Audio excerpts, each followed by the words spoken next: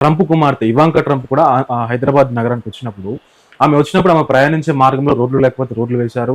ఆ మార్గంలో slum areas ఎక్కడ ఉంటే కూడా స్లమ్ ఏరియాస్ తీసేశారు. అంగరంగ వైభవంగా కూడా ఆమె ఉన్నన్ని రోజులు కూడా హైదరాబాద్ యొక్క ప్రఖ్యాతిని, హైదరాబాద్ యొక్క చరిత్రను వారికి చూపించడంతో పాటుగా అంతర్జాతీయ మీడియా కూడా అంత కూడా కవర్ చేసింది ఆ టైంలో. సో వాళ్ళు అంటున్నటువంటి మాట ఏంటి అని అంటే, అందాల పోటీలు నిర్వహించడం పట్ల కేవలం హైదరాబాద్ యొక్క ఖ్యాతిని, హైదరాబాద్ యొక్క భద్రతను ప్రపంచానికి చాటి చెప్పడమే తప్ప దీంట్లో ఎటువంటి రాజకీయ దురుద్దేశం కానీ ఎటువంటి కోణం కూడా దీంట్లో చూడొద్దు అని చెప్పేసి వాళ్ళు మాట్లాడుతున్నారు. రాజకీయ దురుద్దేశం ఏముంటుంది? ఏ పాలకులైనా 1947 లో బ్రిటిష్ వాళ్ళు వెళ్ళిపోయిన రోజు నుంచి ఈ రోజు వరకు పాలకులు ఎవరైనా సామ్రాజ్యవాదులకు జీ హుజూర్ జో హుకుం అనేవాళ్ళే.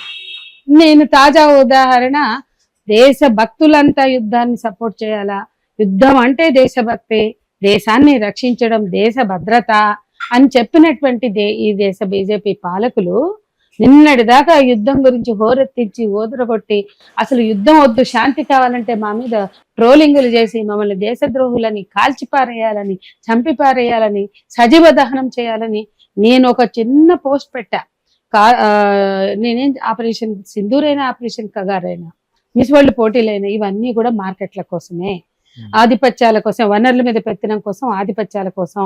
మొదటి నుంచి అమెరికా, బ్రిటన్, ఫ్రాన్స్, జర్మనీ లాంటి వాళ్ళు ప్రపంచం మీద చేసింది అదే. ఆ పెత్తనం కోసం, ఆధిపత్యం కోసం, ఆ మార్కెట్ల కోసం యుద్ధాలు జరిగాయి. మొదటి ప్రపంచ యుద్ధం నుంచి ఇప్పుడు జరుగుతున్న ఆపరేషన్ కగార్ వరకు యుద్ధాల చరిత్రది. ఏ యుద్ధమైనా, సింధూరైనా నీటి మీద పెత్తనం కావచ్చు, వనరుల మీద పెత్తనం కావచ్చు, ఆధిపత్యం కావచ్చు, వీటి కోసమే అని చెప్పి ఎప్పుడు యుద్ధం జరిగినా విధ్వంసం జరుగుతుంది. ఆ విధ్వంసం, ఆ యుద్ధం తాలూకా ప్రభావం సామాన్యులు మోయవలసి వస్తుంది.